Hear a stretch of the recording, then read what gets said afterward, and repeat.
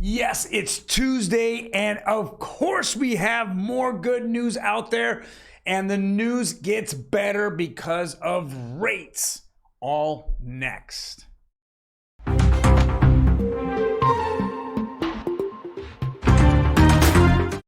Yes, we have some great articles that are really popping today. Case-Shiller came out. Go over the housing wire, as well as where are the millennials and Gen Zs getting their money for down payments for homes? We're going to go over all those articles today on Real Estate Daily. Welcome, everyone. My name is Troy, and every day for about 5-10 minutes, we give you the best news in housing, real estate, and the mortgage markets. Now, before we jump into it, do me a favor, hit that subscribe button. Boom, boom.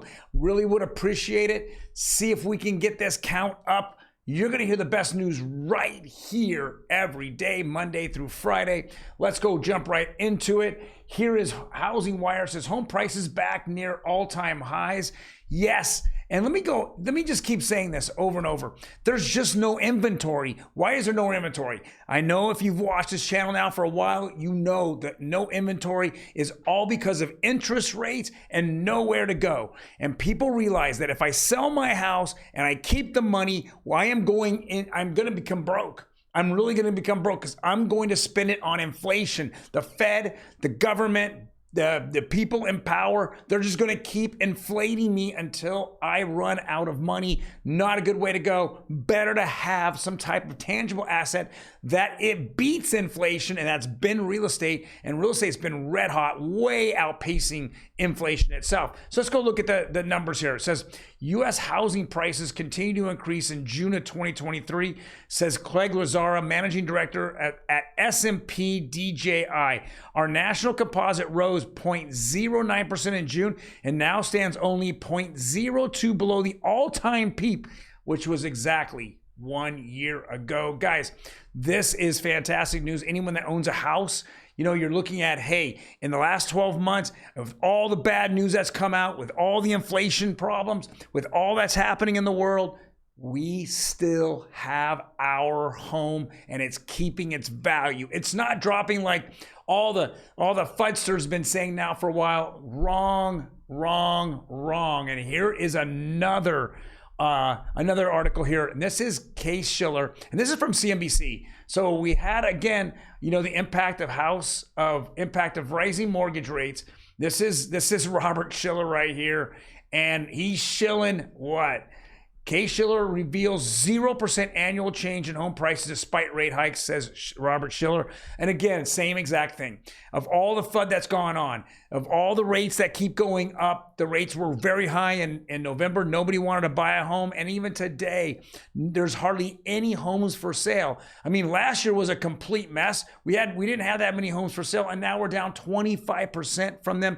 We are down 50% from annually what is usually on the market. And there's people out there that don't want to wait until the Fed pivots, the interest rates go down, and then the prices will go shoot right through the roof. That's exactly what's going to happen. You want to get your house in a high interest rate environment because that's when you're going to get the best deal. On a low interest rate environment, it's going to explode. According to some of the people I follow and I know and I partner with, there's 1 million people waiting on the sidelines, and we're still 6.5 million homes short of the amount of families in the United States that can qualify for a home. All right, let's jump into this. This is very interesting. It says, welcome to Nepo housing market. 40% of all home buyers under 30 get family money to cover their down payment. Check that out. So the 30-year-olds, the 30-somethings, the 20-somethings, what do? They go to the boomers and they say, hey, can you help me out? And they understand it. Anyone that does that understands that wealth is generated through the housing market. It's very important. You put money in the stock market right now, you put money in bonds. Bonds barely can outpace, it's only outpaced this year in the last 40, 50 years, inflation. But outside of that, this is where you're at. This is where you want to be, in a house. Not only what does a bond do? It's a piece of paper. It doesn't help you in a daily life. A house, what does it do? It covers your head. It keeps your family secure and safe. It's a place of a dwelling where you can live, and it will be your largest asset of investment. All makes sense. All wraps up together. 20 somethings are out there. They got their hand out from the boomers, and the boomers are coming through. Wow. All right, let's check the interest rates. Saw a good dip yesterday. I really liked it. FHA really took a big dip. It went down about 9 basis points. We are under 7%. Yes. Now, conventional is still kind of hurting a little bit. It went down 2 basis points. We really need that to fall. And then jumbo took a little bit of a jump. That's ridiculous. Jumbo rates are higher than all other rates. Man, we talked about this a month ago where jumbo finally went under conforming or conventional and FHA, and it only went under for about a few days, and then it all of a sudden shot right back up and right over it. It's what we call a riskier loan because it's a higher balance, but the more money you put down and the better FICO score you have, the better chance of getting a much better rate. So this is either just averages across the United States. This is what these numbers are.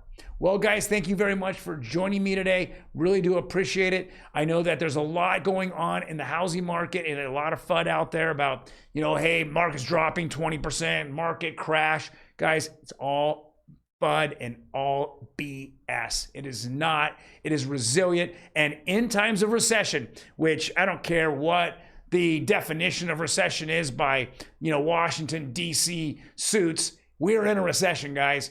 We're in a recession. $1 trillion in credit card debt. We're having the highest bankruptcies in, since the 2008, 2009. And now we're having car repossessions and debt falling apart, especially commercial debt completely falling apart. We're probably going to see, as I think, a black swan event sometime in the near future, sometime this year, and then we'll see a huge recovery because what the Fed does best. You got it, quantitative easing. Let's go print the money to get out of every problem. Can only do that another couple times, and then it's poof, whole system goes. You guys take care. I will talk to you tomorrow.